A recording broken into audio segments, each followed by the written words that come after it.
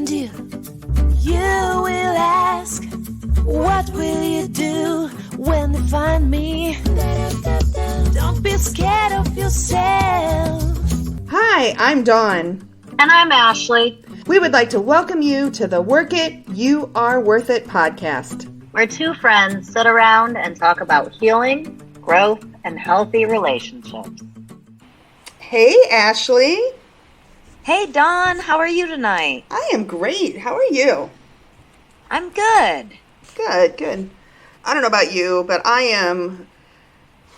feel like time is just flying. It's kicking my butt. It's going so fast. Absolutely. The older we get, the faster it goes, for darn sure. Yeah, it does. Colin said the other day, he's like, well, Mom, it's all relative to your age, because for me, a year is only 1/18 of my life, and it's 1/50th of your life. Okay, Colin, thanks. So, anyways, so last week we told our stories, and I hope everyone enjoyed them as much as we enjoyed doing them. Yeah, that was a lot of fun. I really enjoyed sharing my story last week. Yeah, me too. So, since we told our stories last week, I know personally one of the biggest things when I was early in my recovery and when I realized how much my life was really unmanageable, and how and I didn't understand the first time I heard the what step one was. Right, it's admitting we are powerless over others and that our lives have become unmanageable. I remember thinking, like, well, my life isn't unmanageable. I'm in good shape. Like, I've got control over my life. My life looks good compared to others. I got my finger on the pulse of everything. So I remember. Go ahead. Yeah. I remember thinking, wait, what do you mean I'm powerless? I have to admit that I can't do anything and I'm completely powerless over everything? That is not, like, I could not even think about the unmanageability aspect because I was so focused on the fact that I would have to be powerless. I was kind of confused about what it meant. Kind of like what you said. Like, I didn't understand, like, what do you mean? I have no power. And I mistook what it meant to be. I took it as, like, power, like, right, I'm strong and I didn't take it as, like, I can't control nobody. Right. See, I took it as I'm powerless, not like strength, but like I can't do anything. Like, step one is admitting that I am powerless. I have to admit that I can't do anything. That is horrible. Why would I ever want to say that I can't do anything? That is how I first heard it, was admitting that I am powerless over others means that I cannot get anyone to do anything. And for me, in that moment, that was absolutely, like, what do you mean I can convince people to do things all the time. I coerce people into doing things. People do things for me all the time. What do you mean I'm powerless over everything? No, I'm not. So I had to really, like, I had to accept, like, I really fought that. I really believed that I had the power within me to fix or change or heal or whatever you want to say others. It's really interesting how we both took from it differently. Meaning, you grabbed powerlessness when you started in your journey. I grabbed unmanageability. And it's interesting that we just grabbed different things. Uh-huh. Neither one of us is wrong or more right than the other. It's just where we were at that moment in our recovery. Right. Well, and I don't know that I necessarily think unmanageability and powerlessness are that different. I think it's the way that we hear them, or at least for me, right? If I'm powerless, then I also can't manage it, right? It's unmanageable. Now, in recovery and in actually working step one, I don't necessarily feel the same way. But at that point, when I first was introduced to this concept of powerless and unmanageability, for me, they were very much tied together. Yeah. Thinking back to our stories from last week, I was thinking about some of the areas of my life that were really unmanageable, and there was a big part of, like, it was most everything. Obviously romantic relationships. Like that was a complete unmanageable mess. Just everything, bills, work, my time, my relationships, just everything was so unmanageable, but I thought I had it all under control. I remember saying to my therapist, if I was juggling, it was like I was juggling balls, and if one ball fell, everything was going to fall. I remember feeling that way.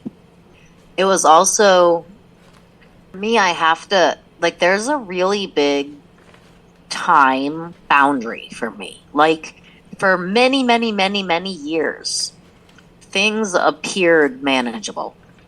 And then all of a sudden, something happened and everything in my life became unmanageable. Like you said, kind of, I'm juggling all of these balls, and if one ball falls, they're all going. Yep. And one little thing becomes unmanageable, and it's just catastrophic. Yep. Everything becomes unmanageable. And we both shared, like, I know for me, mine's the guy that brought me here. That relationship, when it crumbled, when it fell, when that ball fell, it did everything. Like I said, I spiraled, and the only way to stop it was to pick that ball back up. But then once I picked it up and I realized what I was doing, then I could put them all down. But it took a lot of time. Yeah, I mean, my life very quickly, it just went from, gosh, and it did it both times, right? With my ex-husband, my oldest children's father, we were married and things felt manageable. Yes, I was struggling, and yes, I was controlling and manipulative, and yes, I felt like if he would just listen to me, then it would be okay. But it felt manageable because I knew what needed to happen to make it okay. Right. And then all of a sudden, one thing changed and it all fell apart. But I didn't find Coda, right? I just started over. Oh. And then I did it again. And this time, when it all fell apart, it was exactly the same. Actually, when I take myself back to rock bottom 20 years ago, almost 20 years ago, before I started over, it felt almost exactly the same as rock bottom 3 years ago, 4 years ago. It's crazy how that happens. I just actually never realized that till I said that. So we can have multiple rock bottoms. Do you agree with that? Oh, absolutely. Now, how deep that bottom is depends on how powerless or powerful I think I am and how manageable I think life is. I, like you, have had multiple rock bottoms. I think they're very much a part of our lives, unfortunately. The difference is like you said, how I handled it coming out of it. I didn't have any tools the first time around. I had none. I literally only had what I thought was I only had me. So I had to pick myself up. I had to get everything back under control. And so what I did was I started controlling more. Because the more I controlled, the more I watched what everyone else was doing and made sure they were doing everything just right and manipulating and controlling how they did it, I couldn't look at myself. I didn't want to look at myself. So full of everyone else, there's no room for me. Yep. But isn't that what feeling like I am powerful and life is manageable? Isn't that what that is, right? Yeah. I am full of everyone else. If I think that other people are manageable and I am powerful over them, right? Powerless is the opposite of powerful. So if I'm not powerless, then I must be powerful. Mm-hmm. And if I'm powerful over other people and I am managing other people, I mean, really, those things aren't possible, right? You know that. I know that. We've been through this recovery program. We've been through this healthy living, and we are still going through it. So the knowledge that other people are not manageable, it's not saying that they can't manage themselves. It's not saying that I can't manage myself. It's not saying that I can't manage the situation. It's simply saying that I cannot manage someone else or their lives.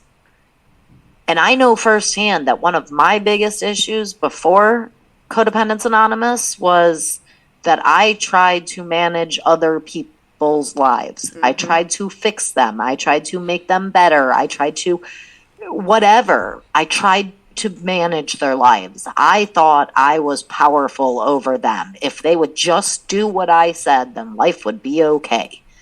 As soon as I do that and feel that way, then I know I am right back at the beginning of my unhealthy living, of my emotional addiction to other people. Something you said, something was going through my head while you were saying that, and all I kept thinking was my life was perfect. I needed my life to be perfect. I did not want anyone to see where my life was a mess. And for me, it was a lot of deflection, right? If I kept these walls up because I couldn't let anyone see my life was unmanageable, my life was powerless. I had to appear perfect in other people's perceptions. Yes. Even though I have no control of somebody else's perception. Yep. And their perception is usually based off what they have gone through in their life and where they are currently in their situation, and typically has absolutely nothing to do with me. Right. And yet, I knew, just like you were saying, that I had to appear to be all together, right? I have no problem working 60 hours a week, raising 2 kids as a single mom, and cooking dinner, and keeping my house clean, and having 2 dogs, and keeping a smile on my face all the time. I will be perfect. Yeah, and I became very good at it. That's what it looked like. But boy, was it the biggest lie. Oh my God. You were just going to say that's what it looked like, that's right? That's what it looked like. That's what it looked like. That's what it felt like. To me, even, that's what it felt like, that I had everything under control. Now, I'm not going to say that I didn't juggle a lot, and I'm not going to say that I did a terrible job at it. I was very good. I like to say I was a very good codependent, and I was very good at controlling and manipulating others. Hell yeah, I don't do nothing halfway. No, why would I do that? Especially right, we don't do at anything halfway. And I didn't, like, that was comfortable. And I'm going to be honest, that still can be comfortable. You know what I'm saying? It's like, yeah, it's that old shoe. You had, hell yeah, like, for sure, like, if you had come to me 5 years ago and told me that I was powerless and my life was unmanageable, or told me that I was controlling and I was manipulative, or told me that I would be amazing if I could just get out of my own way, I would have been so offended, and I would have told you just how wrong you were and how crazy you were and how you obviously had no idea what I was doing in my life because you were 100% wrong. And yet, if you ask me right now, and I look back 5 years ago, I was powerless. It was unmanageable. I was controlling, and I was absolutely manipulative. Yep. People would tell me all the time, you're controlling. You're controlling. I wore that shit like a badge of honor. I know. I didn't take it as a bad thing. I took it as it was a good thing. And that's so messed up to say. But it was the way it was. You're a control freak. I've heard that for years and years and years and years. And I was proud of it. I just didn't believe it. Oh, I just insisted that they had no idea what they were talking about. Well, it couldn't be a bad I couldn't let it be a bad thing, because if it was a bad thing, then that meant I was less than. So let's talk about what does it mean to be powerless. When we talk about step 1, I am powerless over others and my life has become unmanageable. What does I am powerless over others mean? That for me, what it means is I have no influence and I cannot control their lives. Meaning, I have no power over their emotions. I have no power over their feelings. I have no power over their actions. I cannot do anything about them. It's so kind of... Go ahead. I absolutely agree with you right now. Today, I agree 100%. That is what I am powerless over others means. I have zero power over anyone other than myself. I cannot make anyone do anything. I cannot make anyone think anything. I have no power. Now, for the longest time, I just couldn't take that in. Like, I understood that I couldn't make anyone do anything, but I couldn't take in just how powerless I was.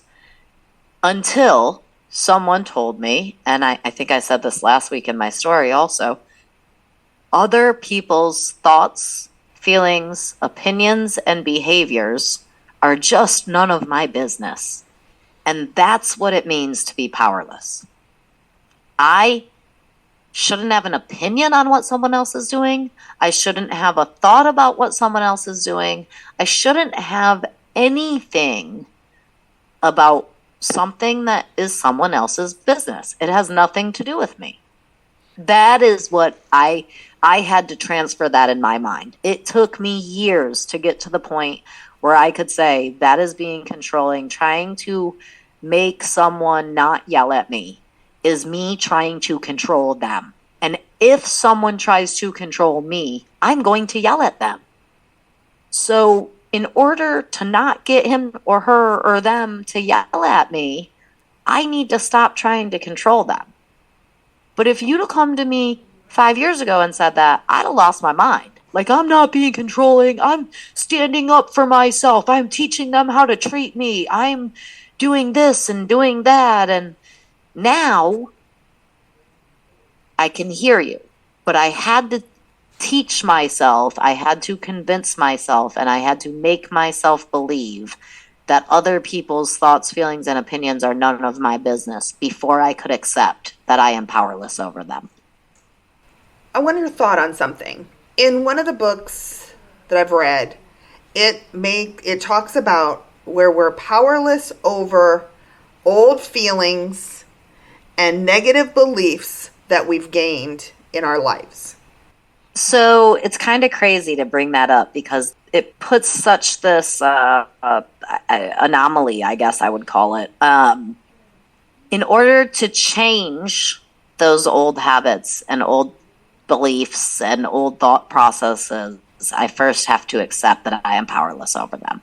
It is a habit. I cannot make this go away by myself. If I could, I would have, right? I don't like biting my nails. If I could stop biting my nails, I'd have done it already. I don't like being controlling. If I knew I was being controlling and I could stop being controlling, I wouldn't be controlling. So I have to first accept that I am whatever it is, and then I can change it. So where old patterns and old thoughts and old behaviors, character defects, the things we don't want come into play, first I have to accept that they're there. I have to accept that I'm not managing them and I don't like them in order to remove them.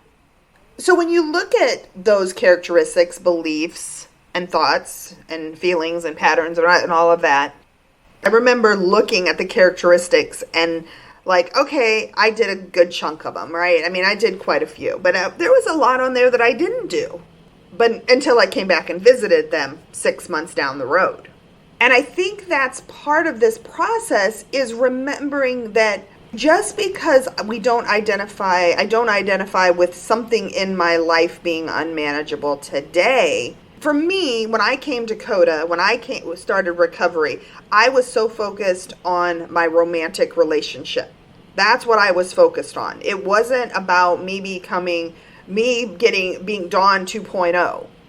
It was just because there was nothing, right? It was, how am I better in my relationship? How do I fix my relationship? Until I realized and I understood there was so many other areas of my life that I was unmanageable in and I couldn't control.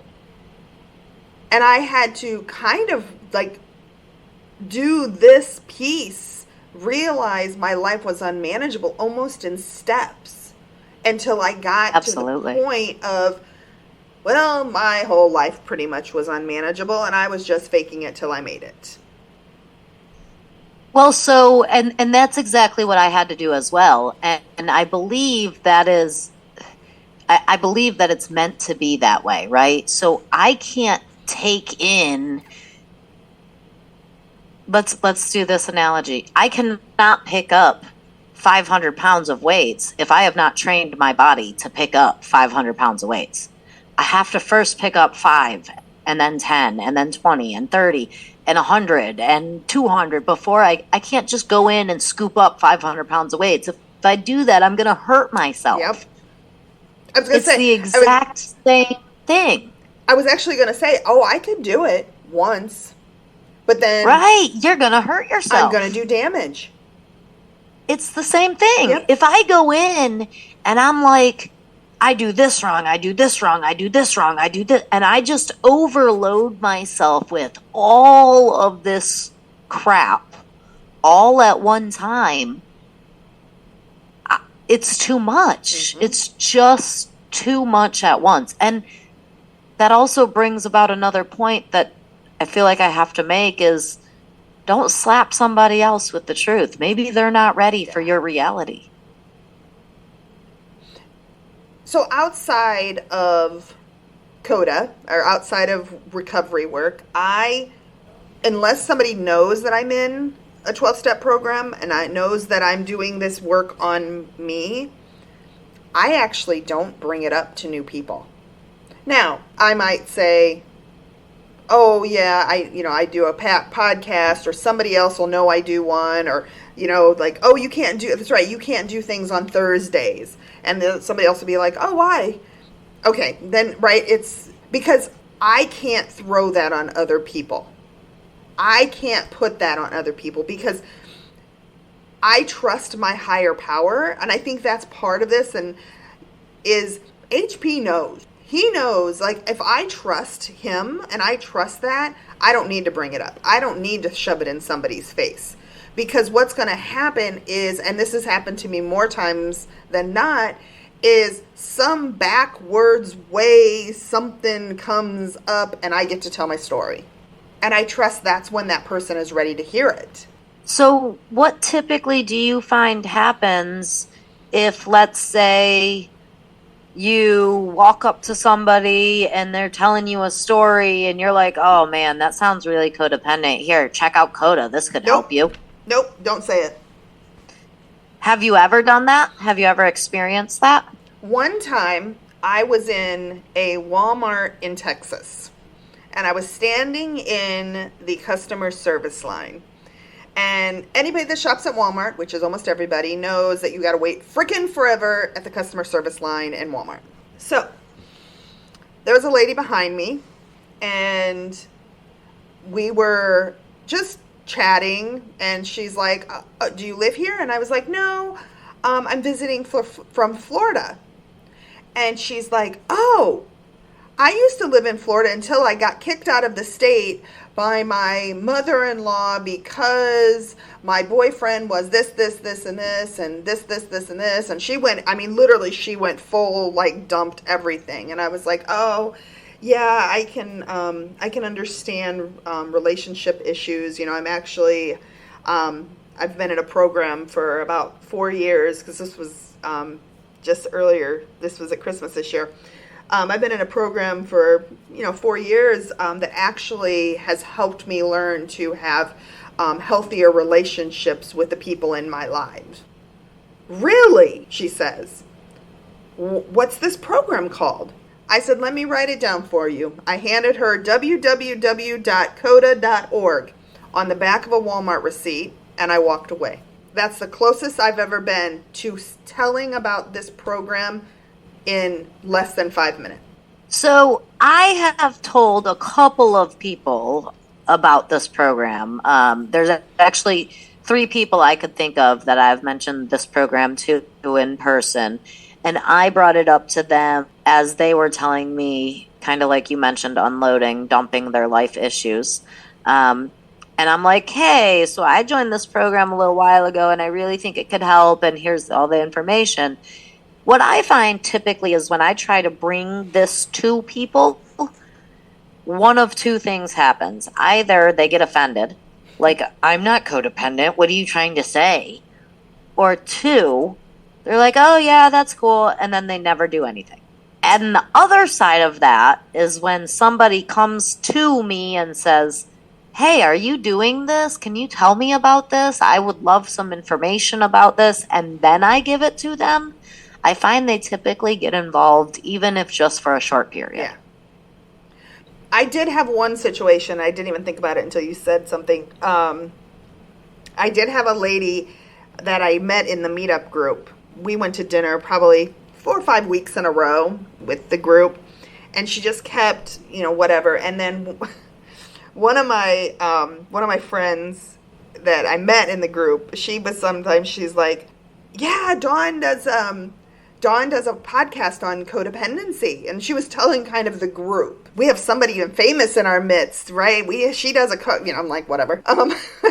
And so this woman actually was asking about it. And she was, oh my gosh, she was so codependent. And so I told her about it. And she asked me for examples. And so I gave her examples from her life. Do you know she's never been to another meetup group? She wasn't ready. She wasn't ready. And that's okay. That's exactly my point. So just because I see the truth as I see it does not mean I need to make someone else see it as I see it. Yep. 1, maybe I'm not correct. Perceptions are all different. 2, maybe they're just not ready to see it. Maybe by forcing them to see it, I make it worse for them. Yeah. There is something about living in denial that does feel safe. I'm going to be honest.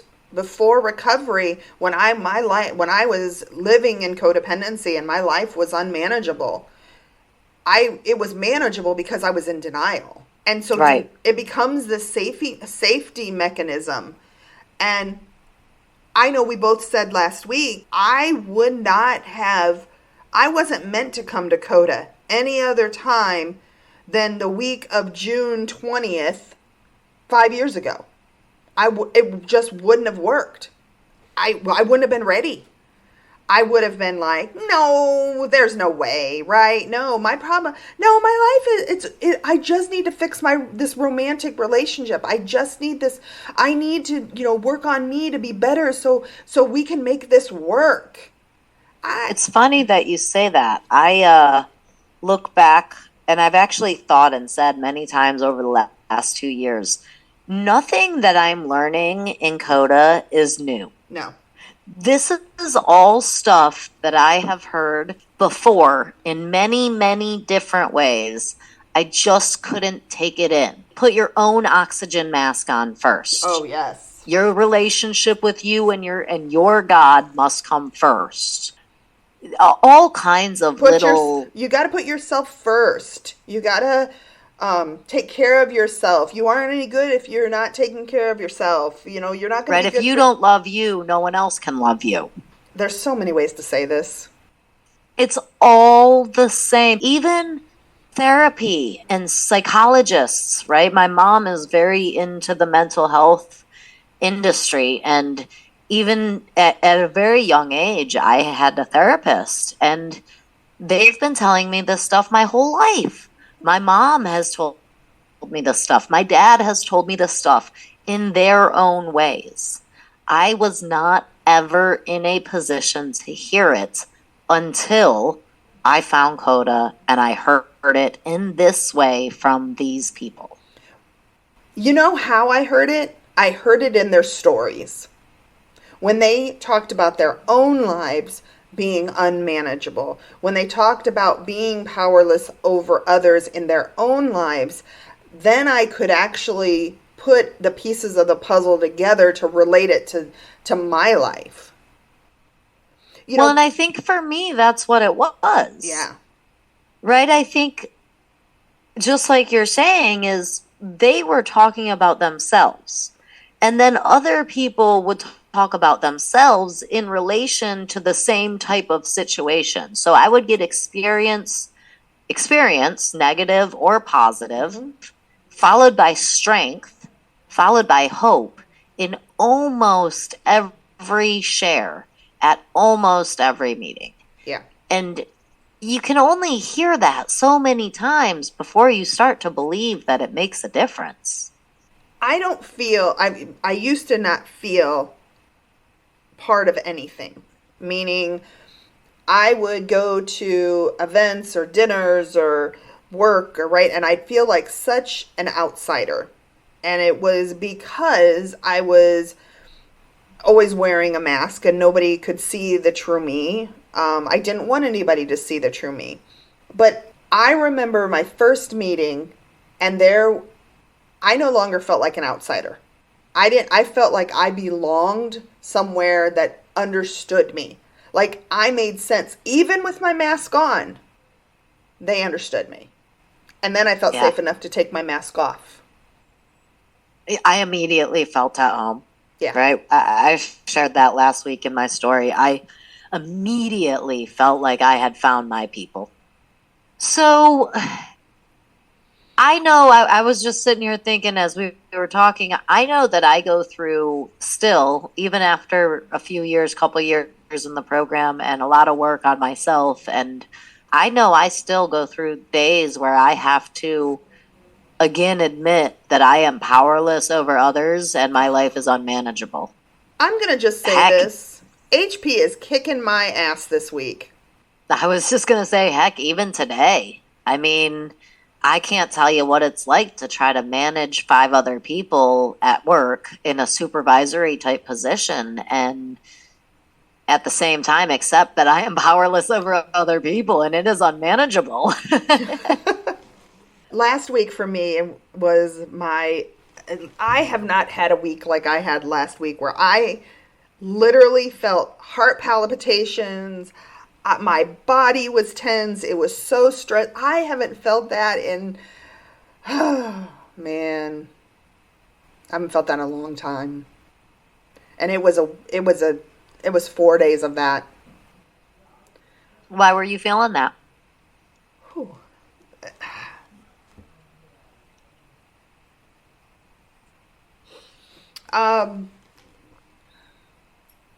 That's why I said HP's kicking my ass this week, because he knows I have to work through this, and he's killing me. I was feeling it because I spent too much time with my mother. I had too much contact with my mother. I had too much contact with my ex-husband. My manager was in her own making these snide comments, or I will call them backwards comments, to me about my coworker, and there was underlying insinuations towards me, and my son was graduating, so there was emotion in there, and it was a busy, crazy week, and I felt all of the feelings that I have not felt in a really long time. And I was miserable. I thought a couple of times sitting on the couch that I should go to the emergency room. My mom and I talked about it today. I was being honest with her and telling her how I'd been feeling, and I was my anxiety had me so worked up that I had ringing in my ears. My chest was tight. I mean, it was so much for me. And I realized, I went to the meeting Thursday night, and I actually said it out loud that I was feeling this way. And once I said it out loud, I was like, I need some me time.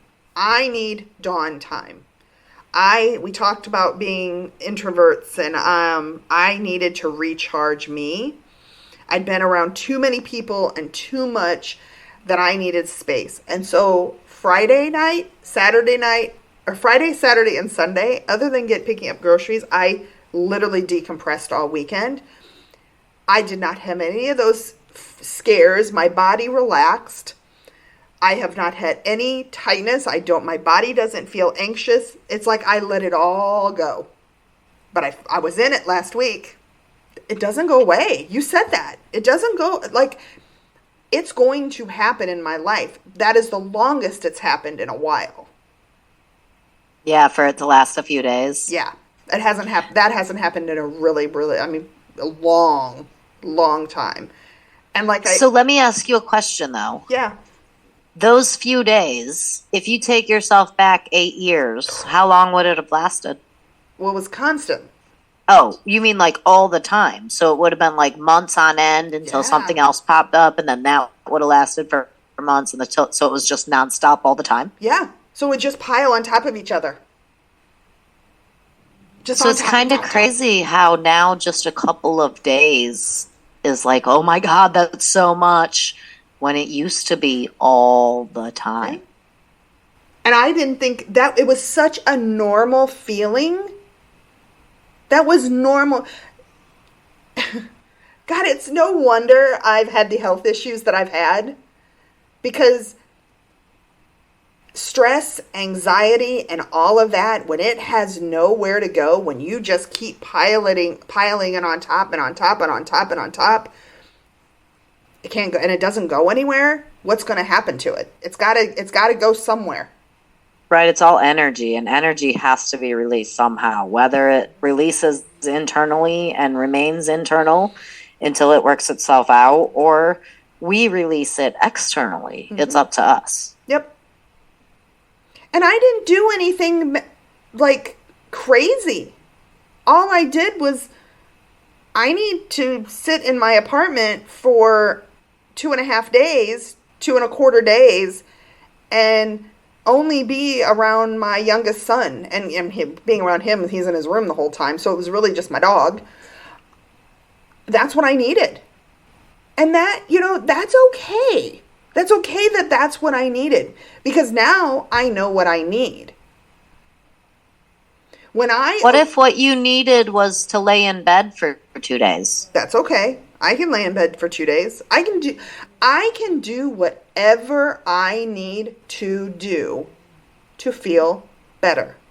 What if what you need to do, though, is to go outside and scream and yell at the top of your lungs, and your neighbors are right on top of you, and there's nowhere quiet you can do it? Well, I live in an apartment, so even if I scream inside, everyone's going to hear me. If I scream outside, it's not going to make much of a difference, because they're still going to hear me. So I'll just scream. I could go to my car. I could shut my garage door and get in my car and scream at the top of my lungs. Nobody would hear me. I can do literally whatever I need to do to make me feel better.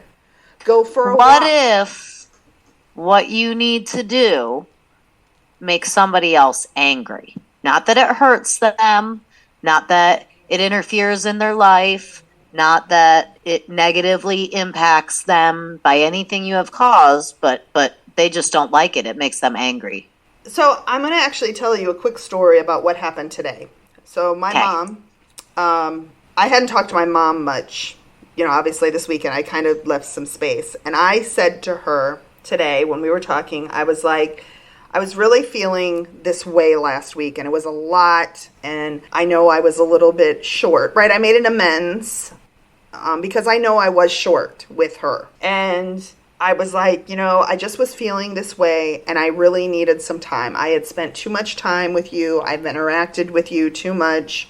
We did the cards for the medallions, and so I had a lot of interaction with her. And I told her that. I said I needed some time away from you. And she's like, well, that's okay. She's like, but I have a question for you. Is it okay that I sometimes need a space from you too? And I was like, of course. And I think there's the thing. If I need something to make me better, to make me get through what I'm going through, it is okay to say to someone, I need space. Even if it's a loved one, even if it's your partner, even if it's your children. And it doesn't matter if they like it or not. Because it's space that I need. Because if they love you, they're going to know, right? If they are aware enough, look, I need some space so I can be a better me, which that and then rolls downhill to everybody else. And no, it doesn't matter. No, it definitely. If I need space, I need space. Yep. If you need space, you need space. If mom needs space, mom needs space. If I need space as a mom from my children, I have every right to close my door and say, I need 10 minutes. Yes. I need 30 minutes. You are not allowed in my room. Yep. There's nothing wrong with that. And that's where it's like now worrying about what other people feel when if I need that, it's not going storming off and slamming the door. It's, hey, I need some space. I need a little bit of time. I need 10 minutes. I need you guys just to give me 10 minutes. Right? There's a whole thing of being respectful of others and asking for what we need. Let me tell my story too. Okay. Yeah. Yes, and asking for what we need. Yes. So I have a very similar story with my mom as far as needing space and asking for what I need and getting what I need and other people's feelings on it. So I love my mom. I absolutely adore my mom. She is a lot. And work is a lot. And sometimes the kids are a lot. And sometimes Nick can be a lot. And sometimes that can all be a lot at the same time.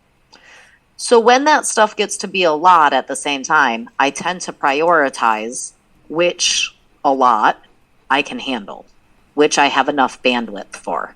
And my mom is 70 years old, lives on her own, and is grown. And right, so she tends to be, right, when it comes to my kids or Nick or work or my mom, sorry, Mom, I love you, but you're at the bottom of that list as far as when I'm low on bandwidth. So whereas you communicated with your mom, hey, I had to take that space because of this, I can't do that with my mom anymore. When I tell my mom I have to take some space, this is too much for me, or I need some alone time, I've been spending too much time with you, for her that feels very personal. And she begins to feel like I don't like being around her. So I don't say that to her. I will just not answer my phone for 3 or 4 days. Or I'll answer and I'll say, hey, are you okay? I'm really busy. I'll call you back later. And then I won't call her back for 2 or 3 days. Now, if she needs me and she calls 2 or 3 times in a day, I will always call her back just to make sure she's okay. But even then, I might say to her, listen, I'm going to get off the phone. I don't have the energy to deal with this right now. Because if I do that, she takes that personal. So I just say, hey, I got to go. I'll talk to you later. I'll give you a call in a couple of days. I love you. Bye. And I hang up. I just get off the phone in a normal way. Yeah. Sorry. So sometimes I just get off the phone in a normal way, and then I'll just go 3 days without talking to her, and I'll never say anything. So it's funny you share this story because I've been in the program a few years longer than you have. I used to have the same issue with my mother. The exact same story. I just basically had to lie. There's no other way to say it. I would have to, for my own sanity, I didn't want to hurt her feelings. I wasn't trying to hurt her feelings. Right. Well, and I won't lie to her. I won't lie to her. I just won't tell her. I'll just be like, I gotta go. Bye. Yeah. So I guess you're right. That isn't really lying, because that's what I would do. Then I picked up the habit of, let me call her when the time is controlled. I would call her. I wait till I got about 10 minutes from home, and I would call her then, because then I would be like, oh, I'm home. I'm going to let you go. I got to get inside. I got to cook dinner. I'll talk to you later. Love you. Bye. So it became a 10-minute window. I would control that time. Then Me too. Yep. And then it became a point of where I started getting more comfortable in my recovery and more confidence in myself, and started not worrying about how she felt about it. And then I could actually say, you know what? I don't feel like talking. I'm going to let you go. Or I would say, I just had enough, I'm just starting to feel stressed out, feel whatever. I'm going to let you go. And now I can actually just say, Mom, I need some time from you. And she gives it to me because she has done her own growing. But why I was saying this, it's because it's interesting, because that only happened probably about a year ago. It took a long time to get to that point where I could say that to her. And today was the first time she actually agreed and said it to me. Yeah, I mean, I can definitely see where my mom has had to have space from me, but she hasn't been able to say that that's what she needed. And I can also definitely see where I've needed to have space from her.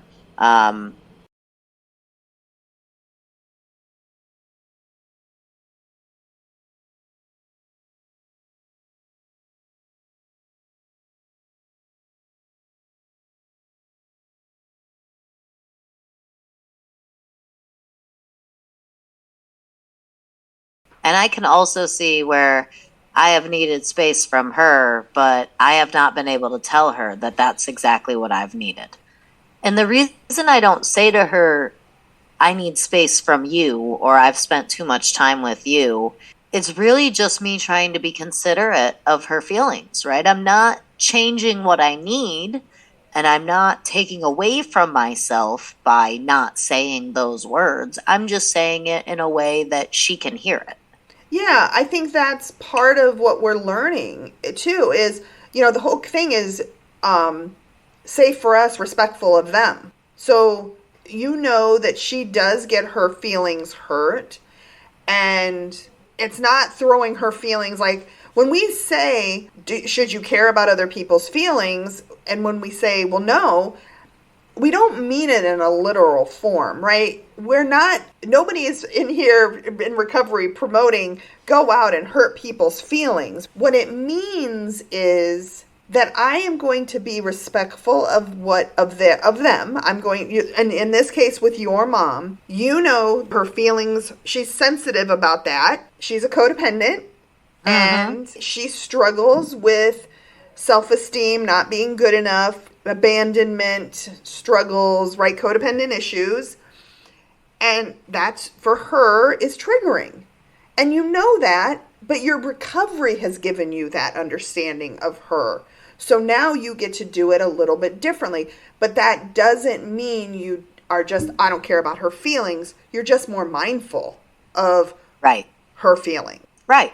And in your situation, right, it's the exact same thing, except that your mom's feelings don't get hurt when you tell her that. So you don't have to be mindful of that. I think that right there, those two examples are being considerate of where someone else is. Saying the exact same thing, we're doing the exact same thing, we're just doing it in a different way where the people we are doing it to or with can take it in. Exactly. My mom does a lot of reading and a lot of her own self-work trying to understand codependency and how to be different. There has been a lot of conversations between her and I about what I mean when I say that. Because like I said, she has not always been good about it. She was very much where your mom was for the longest time, until we had to have probably 5 or 6 conversations on this one topic for her to understand what I meant when I would say I need some space. That doesn't mean I don't love you. That doesn't mean I don't ever want to talk to you. It just means I need a window of time to rejuvenate myself, re-energize myself, so I can come from a better place and I won't be as short or as rude or disrespectful. And I think that is how you put into action admitting that you are powerless over others, right? Mm-hmm. We need space. You need space. I need space. Our moms don't necessarily want to give us that space at the time that we need it. So rather than trying to be powerful and force them to do it because that's what we want and make them understand and change them, we are accepting that I am powerless over my mother and I cannot change her perception. I cannot correct what she thinks or feels. And I am still doing what I need to do for me. I want to switch gears here just for a little bit. What do you think about the concept? Because we're talking about control and how we can't control people in our lives. Well, can I control my children? I mean, I gave birth to them. No. Have you ever tried to force a child to take medicine and that child refused to take medicine? Yes, I used to have to do it to Dylan. End up, right? Yes. I had to do it to Cameron. I ended up 2 people. Yep. One person sitting on the child, holding them down, and the other person holding their mouth open while we squeeze a syringe of medicine in their mouth and then close their mouth. And typically, I don't know about yours, but my daughter would spit that crap all over us. 90% of the time, there was more medicine on the floor and the headache was way more worth it, and she still didn't take it. Yep. If I could control my child, she would have opened her damn mouth and swallowed that medicine. We took Dylan to the emergency room one time with an asthma attack. And I remember the person's like, okay, well, I'll give him his medicine. I'm like, you're not going to be able to give him his medicine.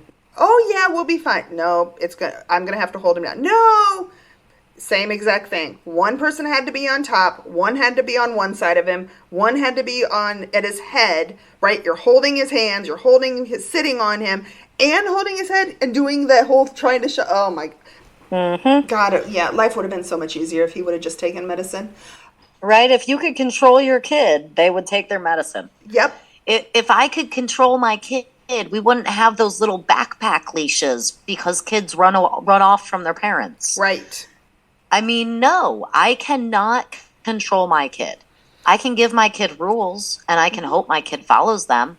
I can give my kid consequences and discipline, but I sure as hell can't control them. We talk so much about giving our children freedoms and freedom of choice, right? It's in our Constitution, right? We have freedoms, we have freedom of choice. We want our kids to be able to have that is part of raising our kids, but then we turn around and we try to control what they do, how they're going to live their lives, how they're going to spend their future, what are they going to do in their careers. Controlling my kids has never worked. Not once. Right down to the parents who don't want and it's mostly dads, right? I'll go there. The dads that don't want their daughters to get their hair cut, right? That's a very stereotypical thing in our culture. Right down to that. I have 2 daughters, and both of my daughters, Nick does not, he just doesn't want the girls to get their hairs cut. He doesn't want a dramatic change, no crazy colors, right? And because of that, my youngest is 11. She just went, and when he finally agreed to let her get her hair cut, she cut 14 inches off. She went all in. Yes. My oldest daughter, actually right around the same age, did the exact same thing. She cut 13, I think it was 13 or 16 inches that she cut off hers right around the same age. Yeah. And that is what happens when we try to control our children. They do the exact opposite the very second they are able. And they will always be able because you're not always there. And you know what happens when we control, and I've experienced this, and I've been so blessed to have the ability to talk with Dylan and change some of that stuff. And I was a helicopter mom. I was controlling, I was manipulating, and what it did was it ended up not killing our relationship, but it put a gap in the relationship. And we have always been ride or dies. Like, I know he's there, he knows I'm there. We'll have each other's backs. But what was happening, because when he was trying to go into adulthood at 20, trying to be on his, really figure himself out as an adult, I was still trying to control.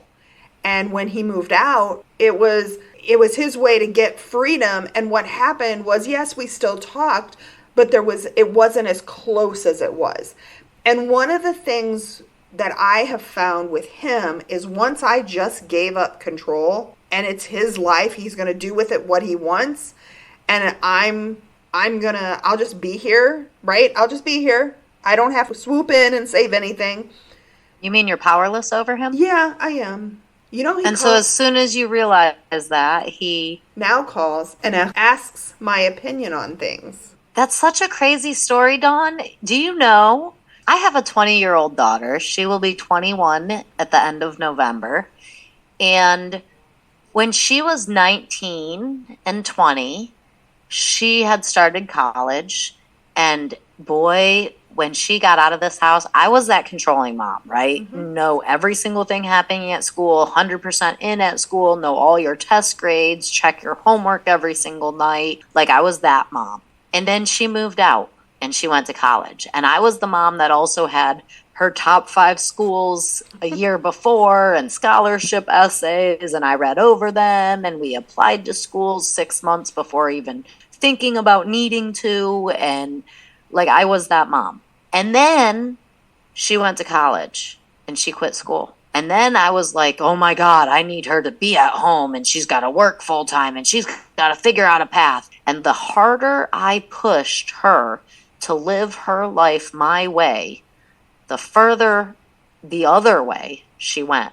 Literally, like, if I said, you need to get a full-time job that has meaning behind it and you need to enroll in school, and she went and worked at the gas station and dropped out. Like, literally that extreme. And once I let go of the need to force my child to live her life my way, even whether I don't care if she's an adult or she's 11, it's not my life. It is her life. Mm-hmm. And once I let go of the need to force her to live her life my way, our relationship blossomed. Like, we have dinner together once a week. We text every day. We talk on the phone 2 or 3 times a week. From going 3 or 4 weeks without hearing from her in a text. Or I would text her, I love you and miss you, and she would say, me too. You know what I mean? Yeah. Like, only thing that changed was my level of control. It's crazy. It's just crazy. All right, so last thing I want to bring up, last topic, is we were talking earlier about things being a lot, right? Our mothers being a lot, work being a lot, kids being a lot. And then it all being a lot at the same time. But what about recovery? It can be a lot too. It can be a lot too.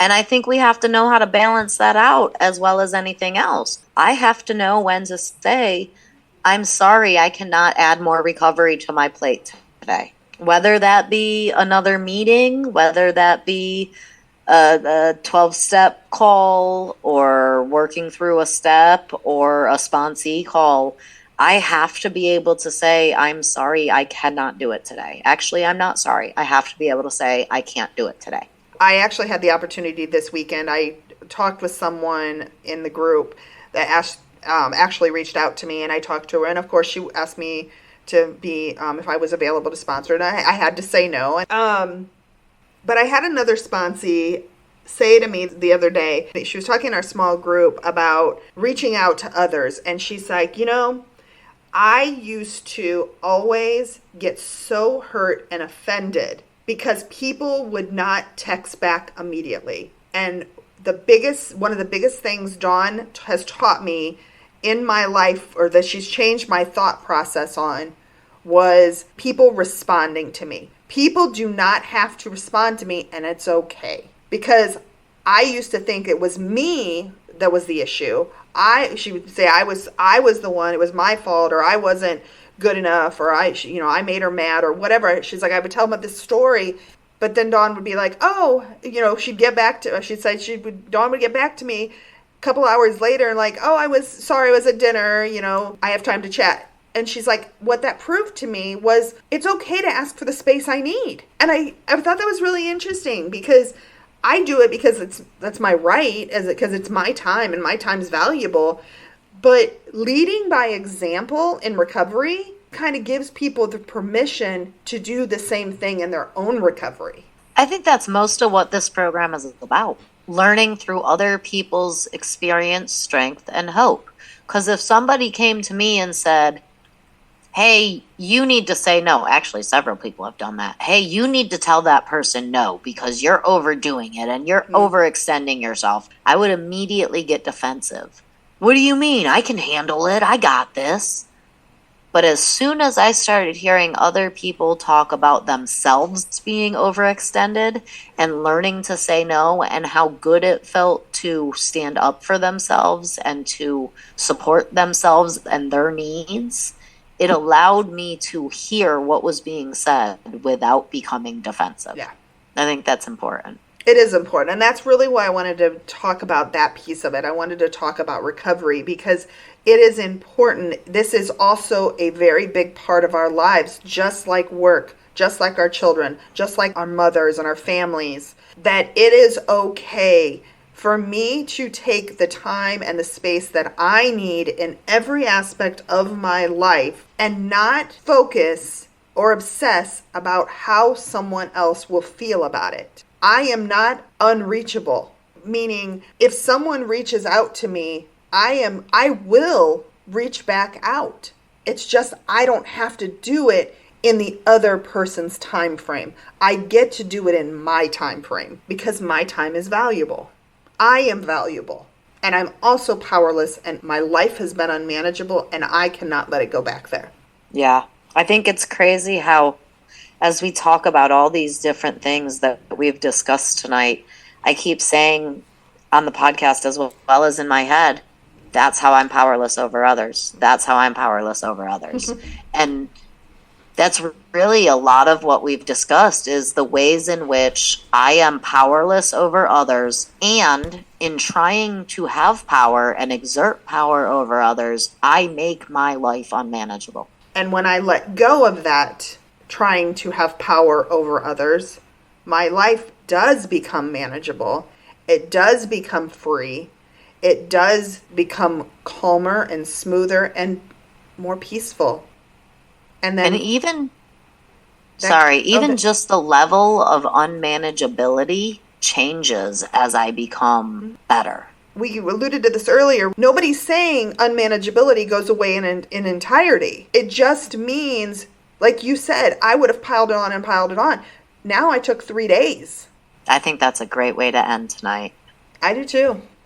Once we accept that we are powerless over others, our lives can go from unmanageability to manageability very quickly.